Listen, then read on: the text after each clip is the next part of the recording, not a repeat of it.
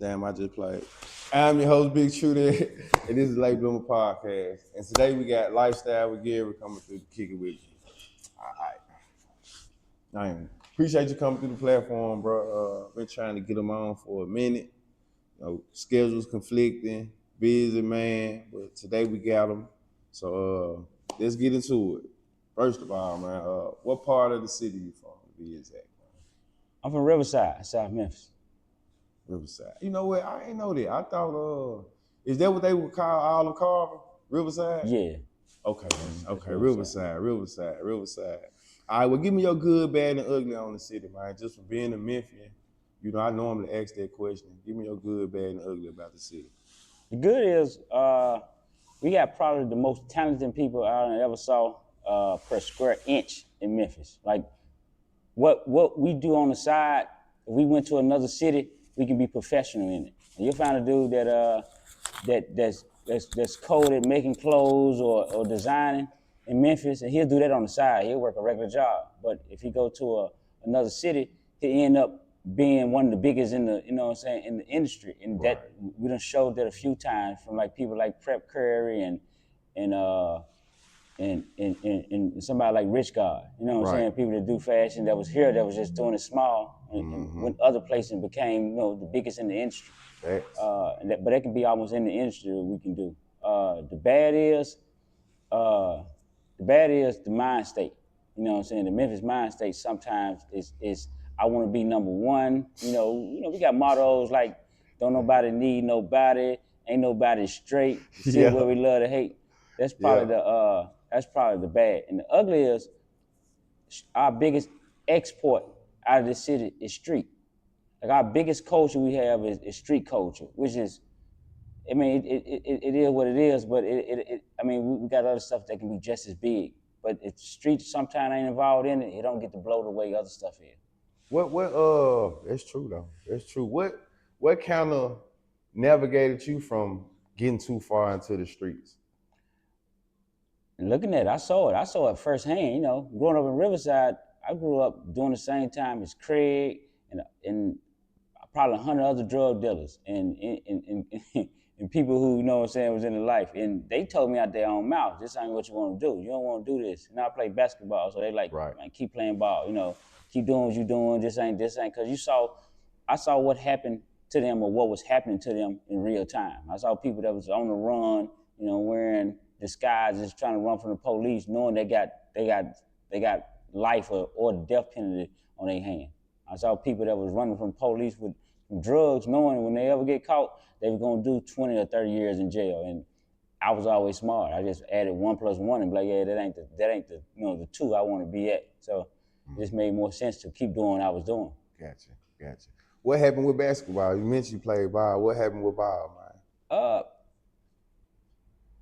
It didn't work out as a thing where I knew I had a future in it because I didn't have the high school backing to get to a decent college. I mean, the skill was there, but I knew. Like I said, I was never done. I can read the room easy. I can say, all right, if you don't got the high school, I'm reading every day. I'm reading about somebody going to the ABCD camp, the Adidas camp, doing this. I'm reading Slam magazines and stuff. So you seeing that they got history. Or that's they what got their hype around their name, right? And they can go to the next level with no problem. It's hard to convince a coach that you good and you don't have the height for it. You know what I'm saying? That you don't have the school, stats and points. So once I started to get into tattooing, I kind of just backed up off playing ball or trying to pursue it.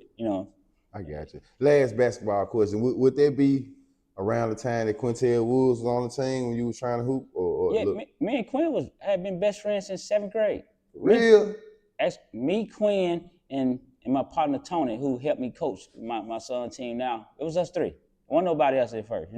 Like they came later on as they, what's name. But me, him, stayed the night at each other's houses, walked home every day, played baseball together, played church league together. Like all us played, until then. But me and Tony ended up going to other schools to try to play. Quinn stayed, but Quinn had that he shot up in one summer. Yeah. So and then even then coach didn't give him, what he should have got. He earned everything he got. Did you? So What kind of Coach Bradshaw made me quit? Yeah, I ain't gonna lie. Did you agree with his coaching style or what? No. I mean, listen. I mean, I respect Coach Bratcher. I Me mean, too. I Utmost. love him for dealing with us boys. Yes. But nah, if I'm looking back at it, his coaching style wouldn't be the style I go with. He just believed in running and Behind you in the truck. yes, and he believed in supporting certain players based on where they was at. To me, and from a lot of other people, where they was at in the hood. If you stayed down there at the community center in Riverside, you was gonna get your playing time. Favoritism. Right, it was favoritism, most definitely. Exactly. Okay then. Just wanted to ask you that question. So when did the artistic background come about? You been drawing since you were Yeah, I little? mean since kindergarten. Like I can't even remember not drawing. Like I was trying to draw portraits back when I was 5-6 years old. What was your first portrait that your mama told you that was good? I drew my I think I drew my nephew. For real? I think A I real? drew him. Yeah, I drew my nephew when I was small. Like I drew on everything. Like when in school, if the teacher got a piece of paper in, like your test or your schoolwork, You got some it was art up there. it's drawing on it. It's just what I did, and she knew that she was gonna get that every day. Like that was gonna happen. If you gave me enough time and I finished before time, which I probably did, I ain't got nothing else to do but draw. Little weird stuff. So I drew whatever it was on a piece of paper and handed it in. Gotcha. So what was it like being at Carver? What kind of school was Carver when you was there, man? When Carver was a tough school based on the social part of it. The social, because Carver, man, I mean, like I think Carver could have been the king of checking. Right. I mean, you be scared to come fresh because you were fresh. All the attention was on you, and people would check you because you were fresh. So Right. you would break a set down. You're like, you know what? I'm gonna wear my shirt today. Right. My pants tomorrow. My shoes on this. Then I'm put it all together. At the end of the week, You can quickly become the outcast at Carver. Right.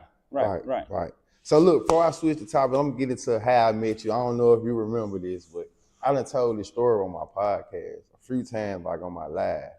But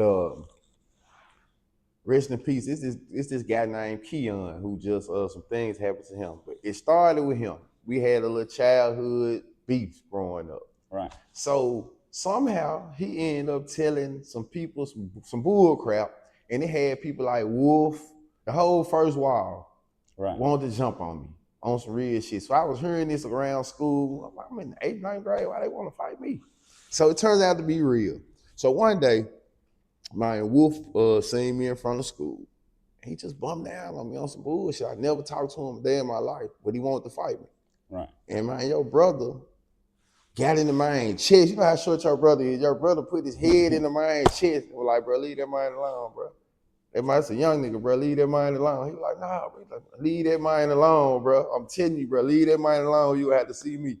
He stood down. Then we walked up to your house and your brother chopped the dude. He was like, bro, man, I fuck with you, young nigga. He's like, man, if you had any more problem with him, dude, man, you know what I'm saying? Chop it with me, him, and Winky. And we walked to your house, and that's when I met you. I think you probably in there doing tattoos then, though. If it was still while he was in school, and I remember that, I don't think I was tatting at the time. You weren't tatting then? No, I mean, when I was tatting then, I was probably walking to somebody's house having having one person a day, 2 people a day at the most, doing something. Okay. I think I remember the first day you came over there with him. That's what it was about, though. I was like, damn. So I met you. You was still like calm, collective. But I just wanted to talk about that. That's how I met you, though, man. And your brother was like one of the first people that just took up for a nigga, like on some real shit, like out the blue. He said he don't like bullies.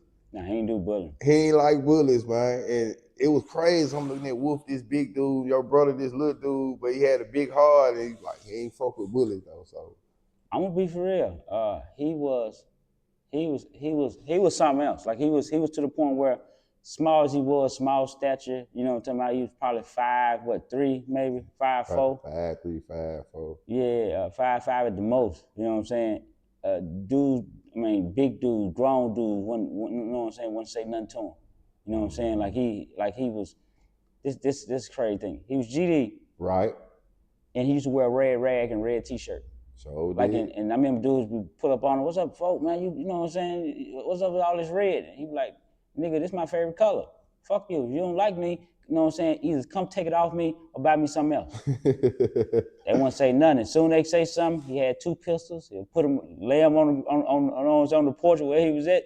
They didn't play no game. But he wasn't a violent dude. You know what I'm saying? He wasn't confrontational. He was cool. I guess he got a lot of respect. And me, I couldn't even see it because I ain't see it after he died. Because when people started telling me certain stuff, and I'm like, no, this is my little brother. I don't even look at it like that. But to them, away from me, it was like he was this other person. Yeah, I ain't gonna lie, man. He was a whole nother person, man. What was y'all relationship like though, man? I was real tight. Like because he was a year younger than me, I don't even remember a time before he died without me. You know what I'm saying? Like, you know, we had our own lives. We was totally two opposite people, but it was always Gary and Trail, or Trail and Gary. It wasn't never nothing else. So he was the closest person I ever probably had in my life. That's what's up, man. Rest in peace to Trail, man. I always remember Trail for that, though, bro. I mean, I ain't gonna lie, I always remember that moment. He was dead damn serious, too, though. Like, for real, he was dead damn serious. And wasn't none of them even trying, man. You know what I'm saying? Wasn't even trying, bro. I ain't gonna lie, bro. It wasn't even trying, bro. So I'm like, yeah. So, when did you develop? Who did you do your first tattoo on? I did it on me. I mean, Trail came home one day with a tattoo on his chest. He had like a crown with Mac Trail, and when he came home, you know, I'm an artist, so I drew on everything. You know, I drew on clothes back then, on posters, on everything. When he came home, that amazed me because I didn't understand that art can be in the skin. Like before then, it's like I didn't even understand what a tattoo was, like because it wasn't nothing that was around. So you really was studying his tattoo? Not studying, but I was amazed by it. I was amazed that because it was terrible. It was a terrible tattoo. Looking back at it, but you know what I'm saying. But at that time, it was like the highs. I'm like, you can put art in skin, right? And they were like, it was him, Lil Allen, Big Ray. And they was like, yeah. I'm like, they were like, you better than the dude that did this. You can do this. And I'm like, for real? And they're like, yeah. They're like, we'll bring you the Indian ink and stuff. You know what I'm saying? Back to the, you know what I'm saying, tomorrow from school. And they showed me what I needed. And that day I was finna do Lil Allen. I stuck him like, you know, there was hand tattoo. There was, you know, the hand poke, you know what I'm saying, the needle and thread. I stuck him like two or three times. When I did that, he like, nah, he got up. But then I was like, you know what, I'm doing my own. I just had to figure out what I was gonna get. So when I found these old English letters, I drew them on my leg and and sat down on a basketball in front of a table like this size. It got the, you know what I'm saying? Well, I sat on a table and had my foot on the basketball and got to, you know, put it on my leg. Don't you got an and one tattoo on you or something? I do. It's Angel, yeah. Yeah, I remember that, Jay. I remember that, yeah. So, what person would you say you done the most tattoos on coming up? I'm gonna say Winky, but who would you say? Nah, it's probably back then. It was Harlem. For real? Bledsoe, yeah. Cause he was coming every 2 days, every day. It seemed like a game be over, he come get tatted. He was there every day almost. How did your name get so popular with the tattoos, you think?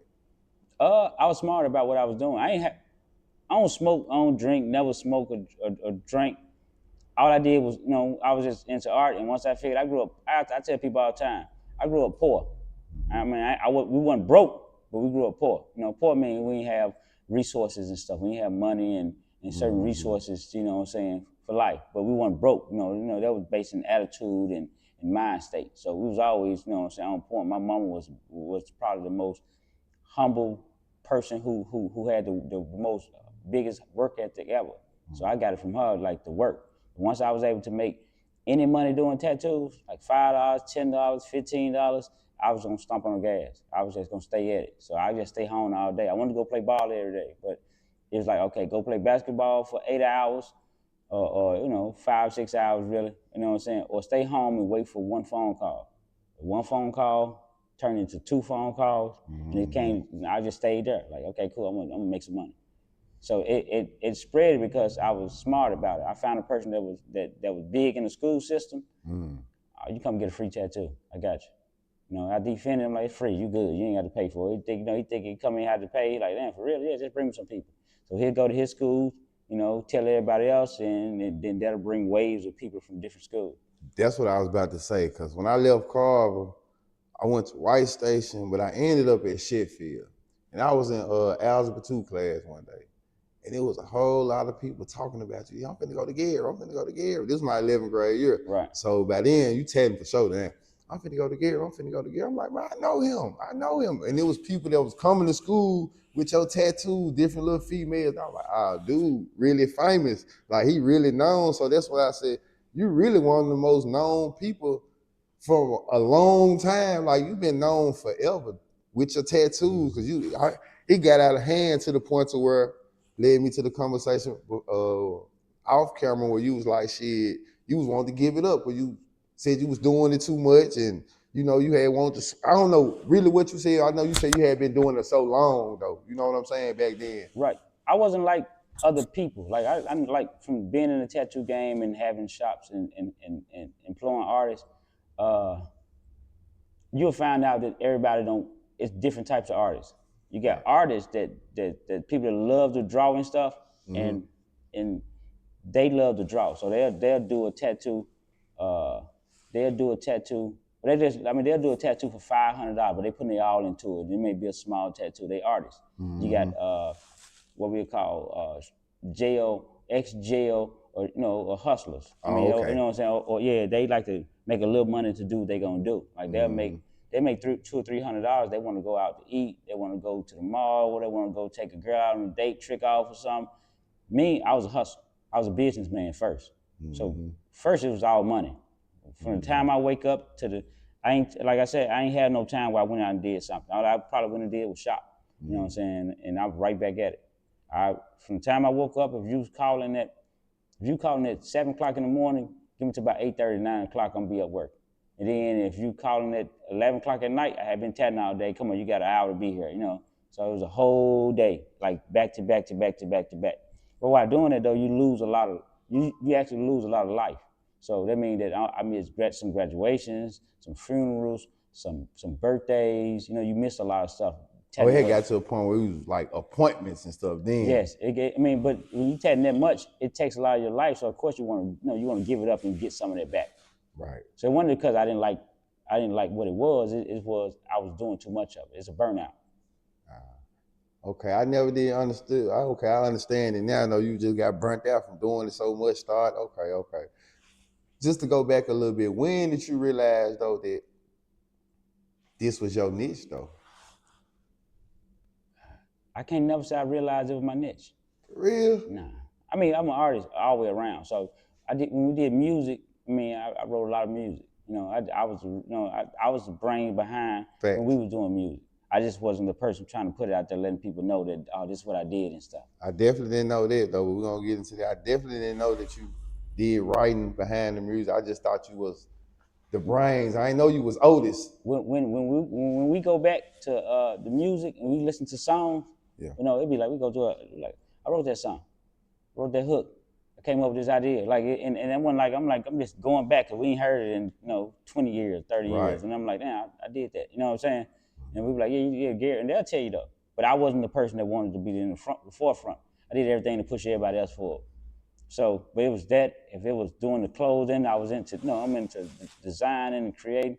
So I I never thought this was the niche. I just thought I was good at this, as I was a few other things, but this brought the money. So I made sure I just stayed down with this. So this basically was a gateway avenue. Right. And off of your avenue, you expanded it. Right. You know what I'm saying? You just figured out, okay, if I'm good at this, let me turn this into a business and make it work. You know what I'm saying? I don't have to.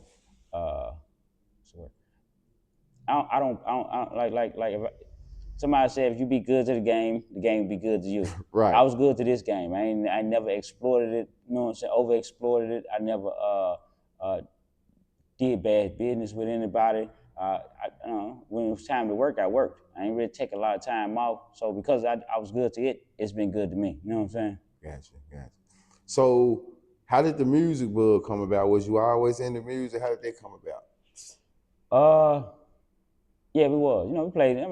I didn't play in the band for real, but one time, we played around with drums and stuff, you know what I'm saying? So learning drums, learning beats, And from then, we always had little keyboards we got for Christmas and stuff. Right. So Josh West got a keyboard back in the day. Now, his mama got a keyboard for the church that they was at, and you could record on the floppy disk.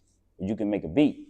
So we go up there, get to messing with it, and this is probably, man, I'm still in school at the time. You know what I'm saying? So this is probably in 11th grade, 10th or 11th grade. So we just going up there making track. I mean, doing stuff on it. Making beats and stuff, trying to make what 3 6 was doing. You know what I'm saying? Okay. The scary beats, and Okay. that led to us learning other stuff on it. So when it came about, it started in the house, but you actually took it to the next level as far as starting the label. How did that come about? Like starting Jag Records and. Well, really, we was in Oklahoma. I stayed in Oklahoma like for summers and stuff. Okay. Because my cousin Warren stayed up there, and his brother name is like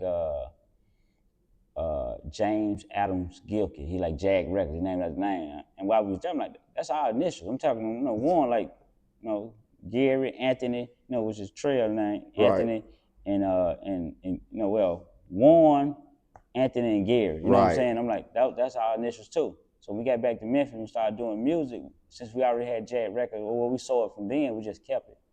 And my partner, Jason had got a call. Well, my partner, Watario, he called me like, hey, my brother got some equipment for sale.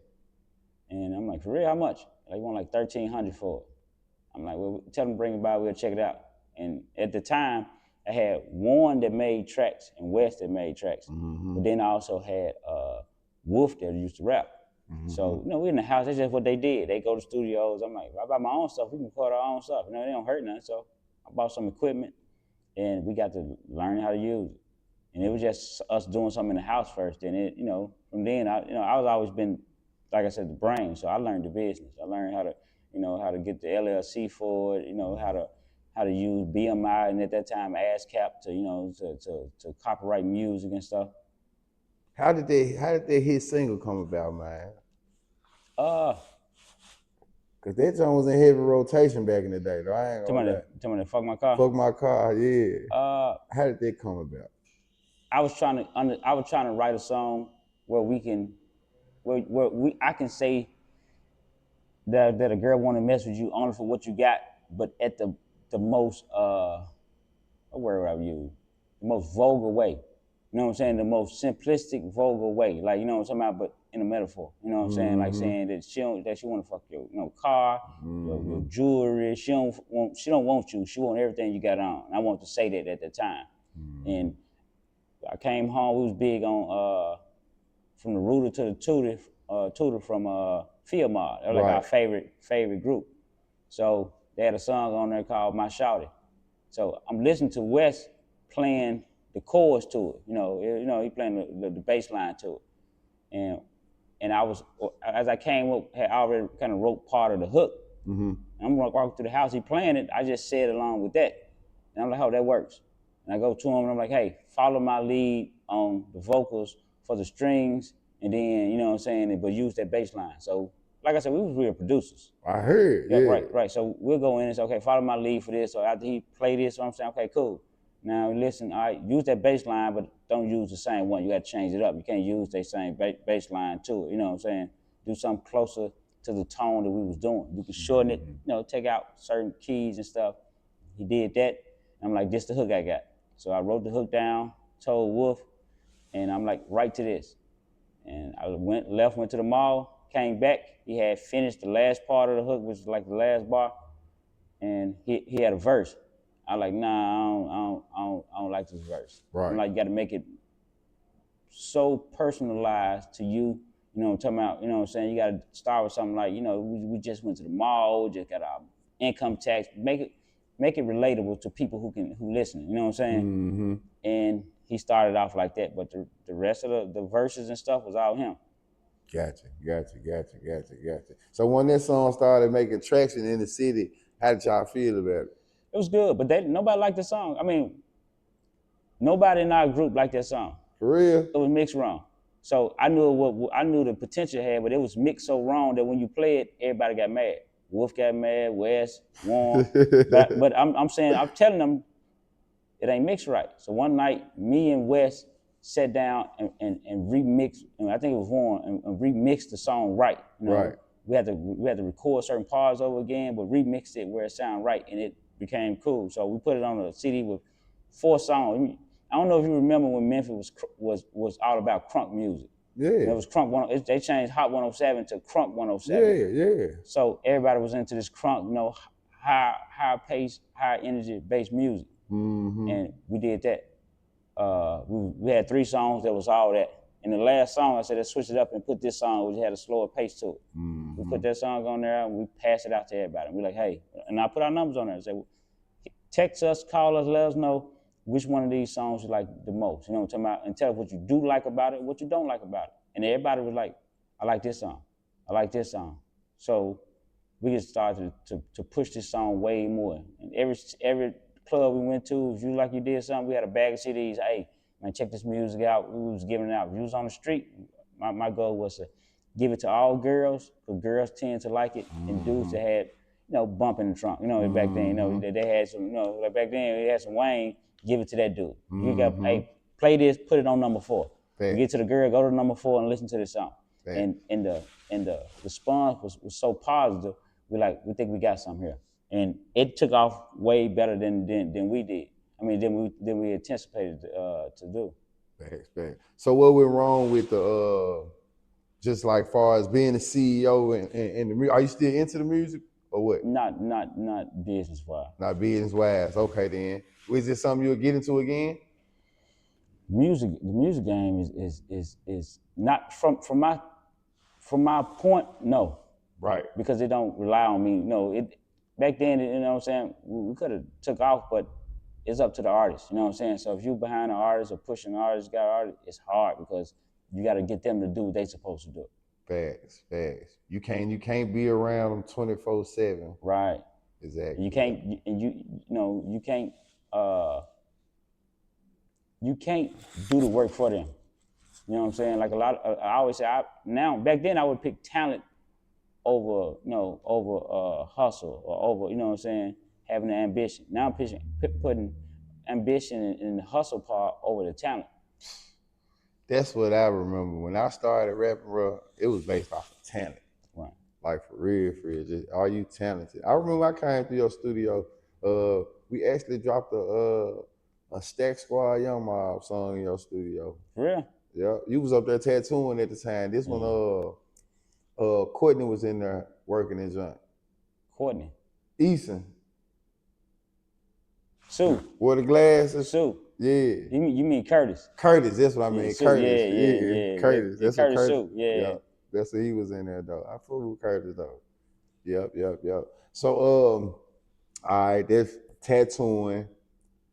You tried your hand in the rapping, or as far as from a label and behind the scenes. When did you decide that you want to take it to the next level and open up a shop?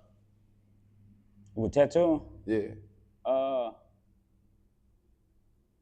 I won't lie. I used to come to this. It was a shop in the same shopping center that had.